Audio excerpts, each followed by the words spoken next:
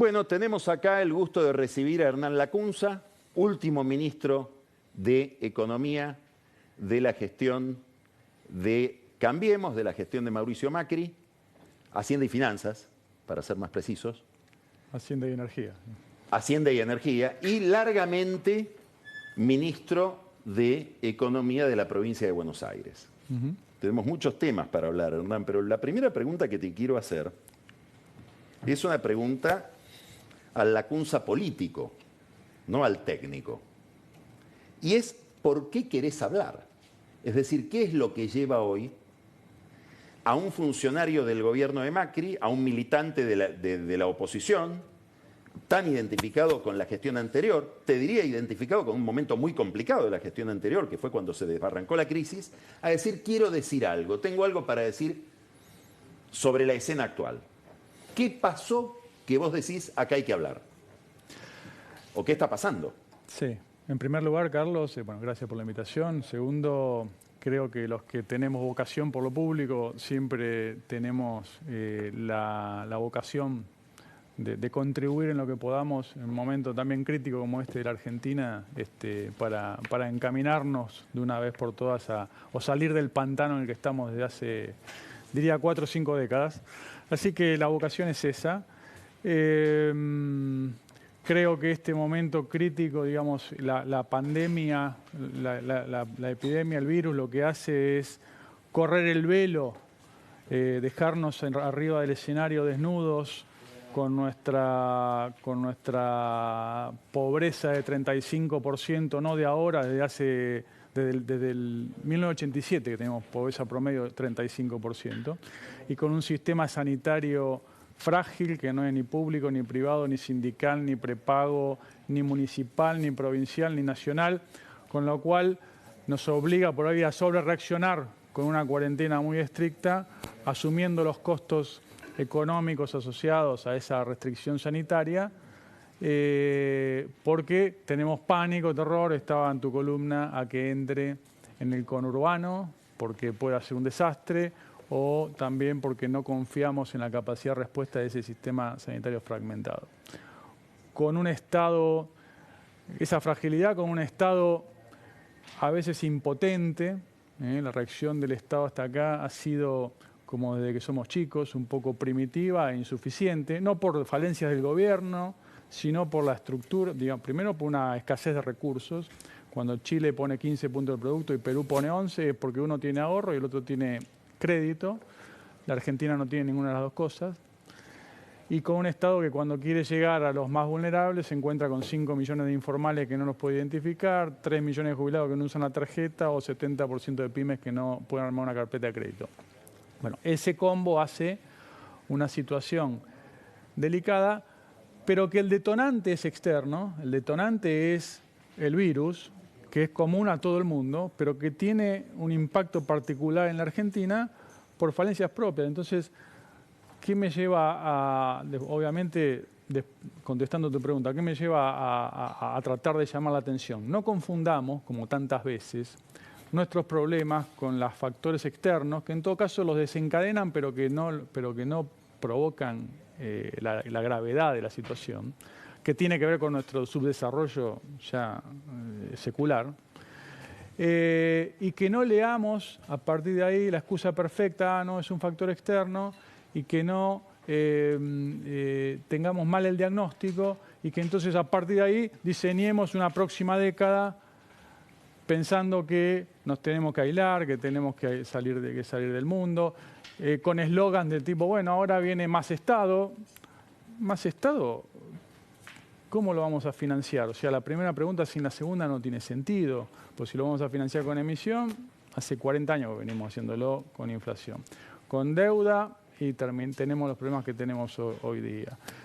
Con más impuestos, parece difícil. Nos ingeniamos para inventar impuestos que pague, si vivo en vereda par, para que lo pague el de la vereda impar. Pero digamos, no sería una buena lectura y una buena salida de la crisis el día que pase, de la crisis sanitaria, el día después. Entonces, tenemos que tener conciencia de que ese subdesarrollo es más propio que externo, y eso es lo que tenemos que tratar de... Para que la próxima crisis... Hay un autor santiagueño que dice que la Argentina es un caso de subdesarrollo sustentable. Sí, bueno, en esta, viste, esta sociedad por mitades, donde el que gana, gana por 2%, ganó Mauricio en el 2015 y ahora Fernández ganó por 8 puntos, pero digamos, tiene la mitad de la voluntad política y estamos medio empantanados ahí, que cada vez que uno quiere avanzar en una reforma, la otra mitad de la tribuna tira piedras, en sentido figurado lo digo, a veces no fue figurado, y cuando le toca al otro, los que estamos de la oposición en este lado, me parece que es una oportunidad.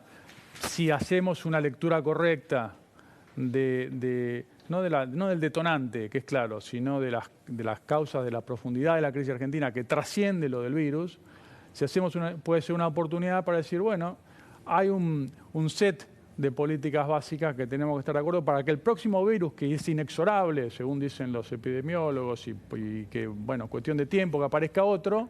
Decime tres acuerdos básicos que tendría que tener esa agenda.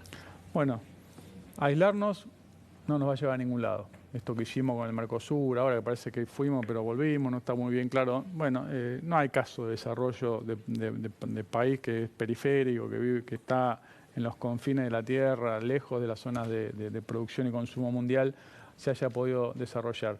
Segundo, podemos desahorrar un tiempo, no todo el tiempo.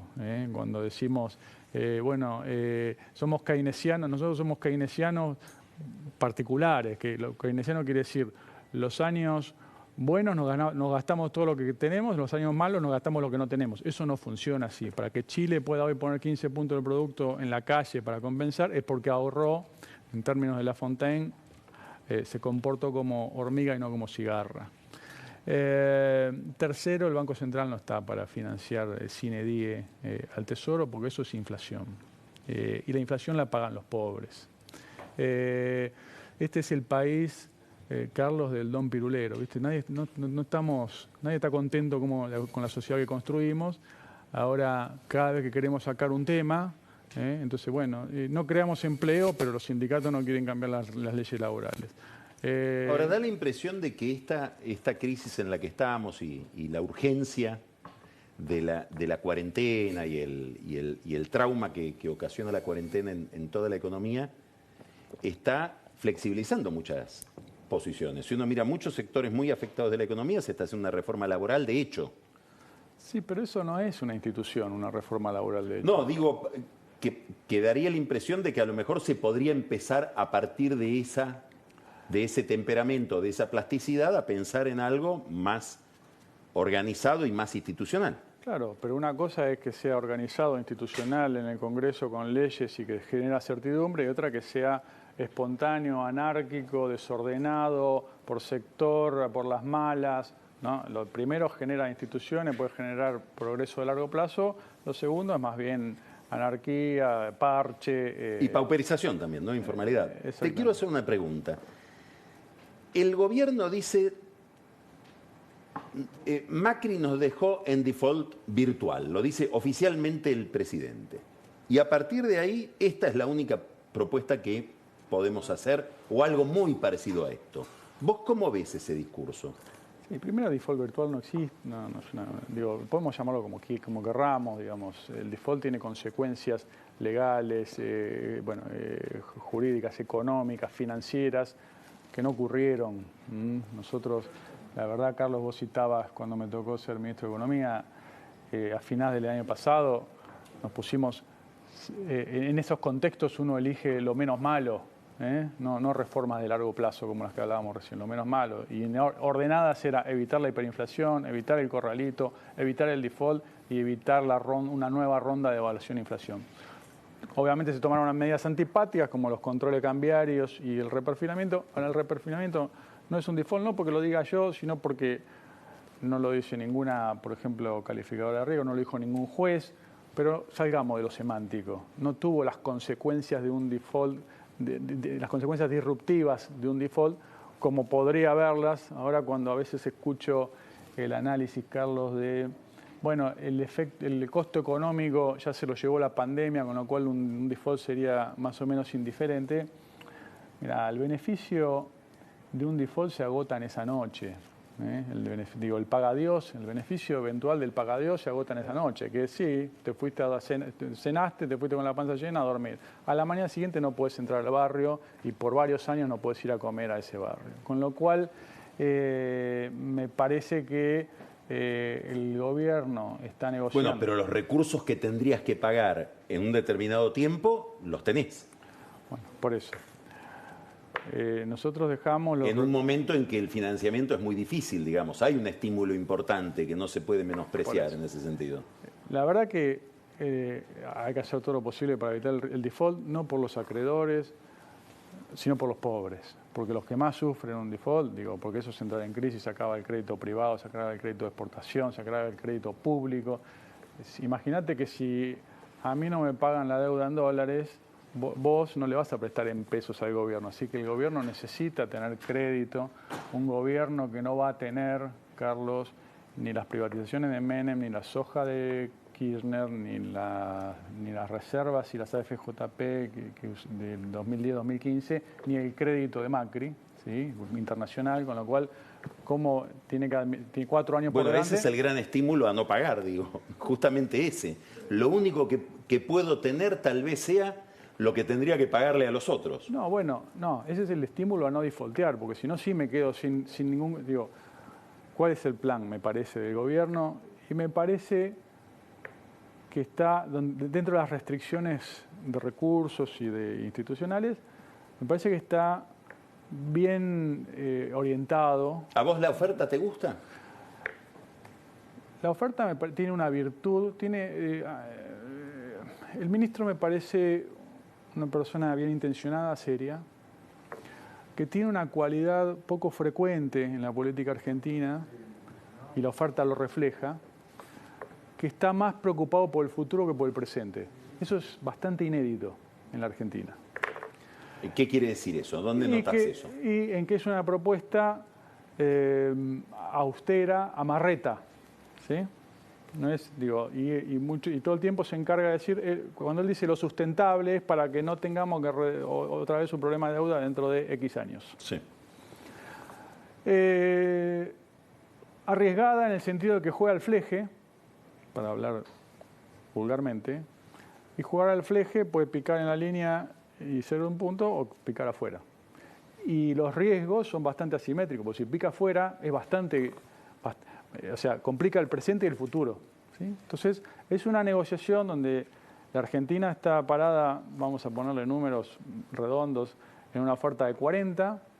Los acreedores deben querer algo, los más extremistas, algo parecido a 80. Muy importante. De 40 para algo que hoy vale ¿cuánto? 27, algo así, 27, depende del bono, 20 y poco. Pero obviamente para que sea atractiva, si no, no lo acepto. Si me dan lo mismo que vale en el mercado. Sí, obviamente, claro. Y yo escuchaba tu editorial, por supuesto, pero tiene un valor ir a litigar también contingente a un juez, ¿sí? Obviamente, y dentro de varios años, pero no es cero. Pero, entre 40 y lo que quieren los acreedores más extremistas hay un océano, no un arroyo. Entonces hay espacio ahí para buscar el camino de intersección. Por supuesto que negociar, la intransigencia y la negociación son antagónicos, son antónimos. ¿Vos crees que el gobierno no quiere negociar o que está en una posición táctica? Mira, no lo sé. La verdad que el mejor negociador no es el intransigente, sino el que parece intransigente, pero sabe cuándo y cuánto tiene que aflojar. Creo que se ha diseñado la oferta con la inteligencia como para dejarse palancas para activar en las 3 atributos que son intereses, capitales y plazos. Pero hay que activarlas cuando sea el momento oportuno. Yo no voy a decir cuánto ni cuál, porque justamente no quiero interferir con una opinión en una negociación que tampoco ocurre con esto de lo que dicen los acreedores públicamente, sino que ocurre como toda negociación. Se mira mucho la conducta del gobierno. ¿Cómo estás mirando la conducta de los acreedores? Pero los acreedores, si se quiere, cuando el gobierno dice de buena fe o ganar menos, eso me parece un poco cándido. Los acreedores no tienen patria y pedir que tengan patria es infantil, ¿no? El capitalismo es así, es como cuando le pedimos a los empresarios que no aumenten los precios. Y los empresarios acá, en Suecia y en Vietnam, todos ganan lo más que pueden. Y pretender una conducta altruista es poco conducente. Lo que sí digo, los acreedores tienen también un incentivo a hacer un acuerdo, porque ir a litigar también tiene un beneficio eventual, pero un costo. Y lo que sí creo, Carlos, es que hay un espacio de negociación y de acuerdo posible que le conviene al gobierno, le conviene a los acreedores, por lo que dije antes, por los recursos, pues no puede vivir 4 años sin recursos, a los acreedores porque si no vale menos en el mercado, pero sobre todo a la Argentina. Ahora te quiero preguntar sobre la economía que estamos viviendo en estos días. Cada vez más intervenciones sobre el mercado de cambios, más dificultades con el dólar, digamos, volvemos a una película que hemos visto 800 veces. Empresas muchas en dificultades de todo tamaño, no solamente las pymes. Una crisis, vos decías, fui ministro de Hacienda y Energía en el sector energético muy delicada, por caída del consumo y por caída de los precios. Bancos que se van a resentir porque las empresas que tomaron créditos en esos bancos van a tener dificultades para pagar. Sectores que están expuestos no solamente a la falta de actividad, sino que el Estado está en una crisis fiscal que no les puede pagar, como por ejemplo todo el sector de la obra pública. El Estado con una crisis fiscal que ya traía y que se agudiza. ¿Cómo te imaginás la Argentina dentro de un mes y medio? Mirá, primero... si es que esa es la velocidad de la crisis, ¿no? Sí.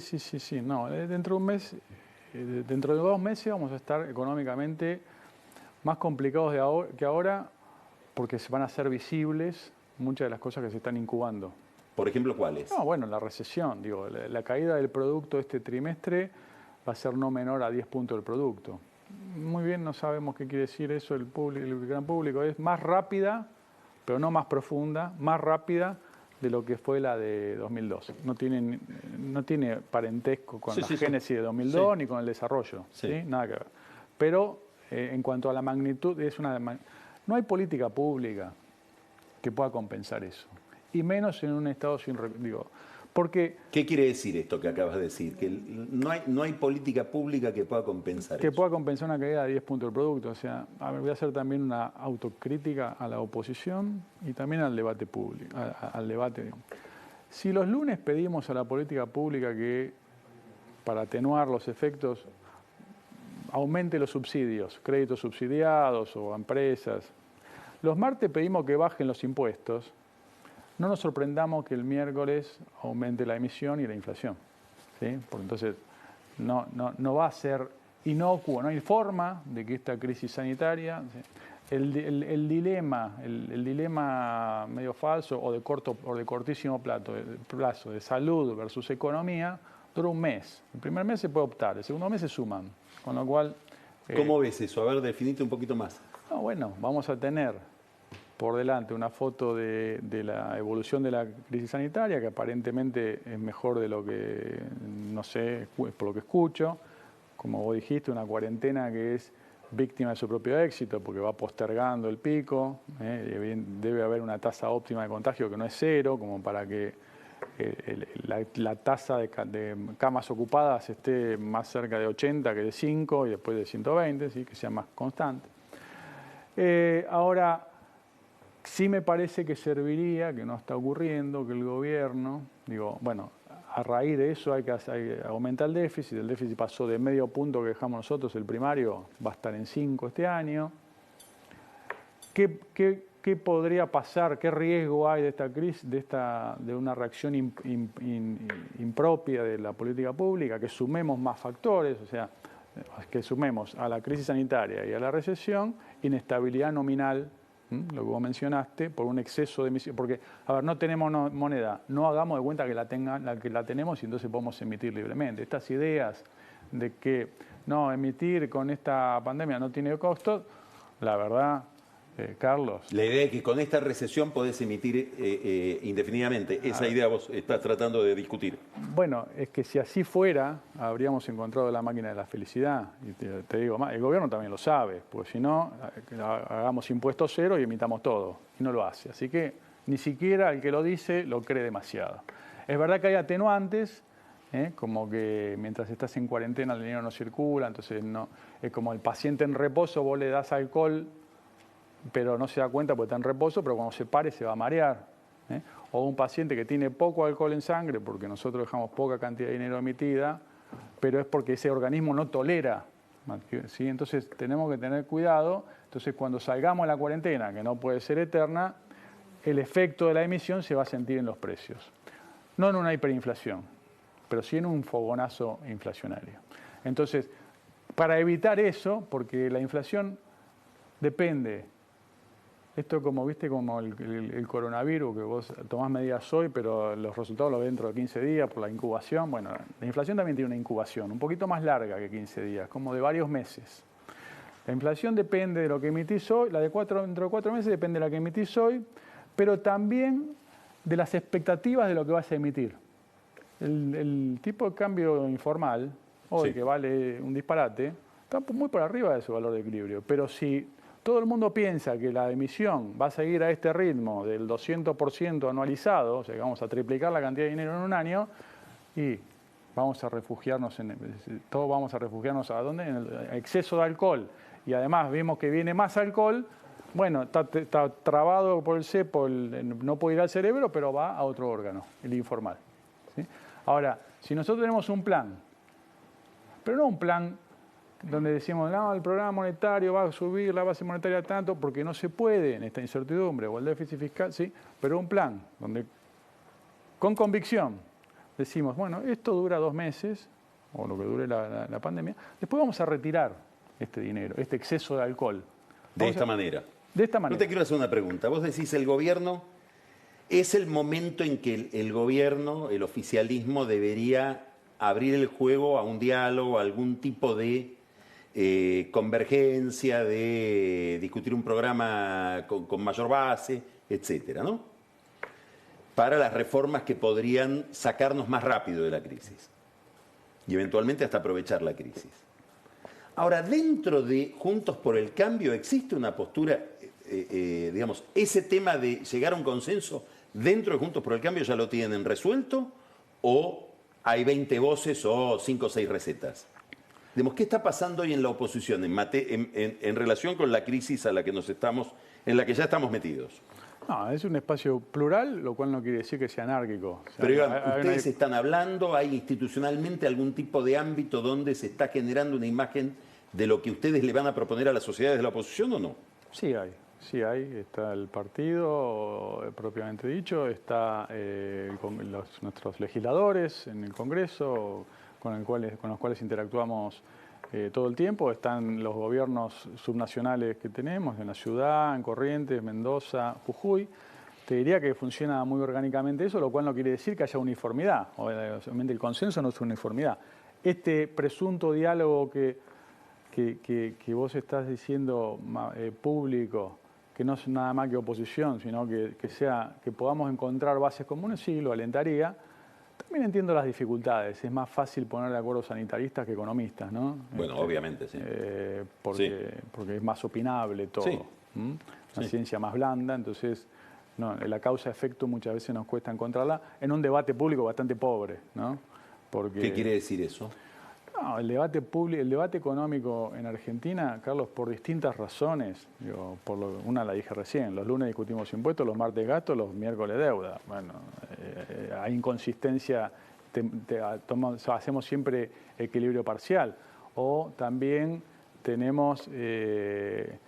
desconocemos a veces que la siembra y la cosecha en materia de política económica no son simultáneas, ni siquiera tienen un ciclo anual. Vos sembrás hoy y cosechás dentro de 5 años. Por ejemplo, en materia de deuda, ¿sí? Porque la deuda es hija del déficit. Entonces, como yo te digo, y no quiero entrar en controversias, siempre tratamos de identificar, bueno, la deuda de Macri, la deuda de Cristina, es un poco infantil, ¿no? La deuda es de toda una, no quiero parecer fuente ovejuna, pero la deuda es una decisión colectiva. porque la deuda es el reflejo del déficit. El déficit se refleja, se decide en el presupuesto que se vota en el Congreso por mayoría de todas las partes. Sí, además tiene raíces que normalmente trascienden el periodo de un gobierno. Tío, nosotros tardamos 4 años en bajar el déficit primario de 4 a 0. Pudimos ser morosos, fuimos inconsistentes en la política fiscal y monetaria. Puedo hacer la autocrítica, pero el origen, esa deuda, que aumentó 80.000 millones de dólares, coincide con el déficit de todo el periodo. Y el déficit, ¿sabes cuándo se generó? El periodo anterior. Entonces, ¿de quién es la deuda? No importa mucho de quién es, pero a veces es un poco infantil esto de tratar de buscar culpables. Esto me hace acordar a la selección argentina en Rusia, ¿viste? Y perdimos. ¿Y por qué perdimos? No, porque Messi no canta el himno. Pero no. ¿Y por qué? Porque creíamos que Messi iba a eludir a 11 y hacer un gol. Bueno, eso no pasa. Pasa una vez por siglo. Bueno, un poco... Hernán Lacunza, muchas gracias. A vos. Vamos a un corte. Vamos a seguir después de la conversación con Hernán Lacunza con el tema económico. Marcos Buscaglia para hablar de todos los temas, pero centralmente el dólar. Ya volvemos.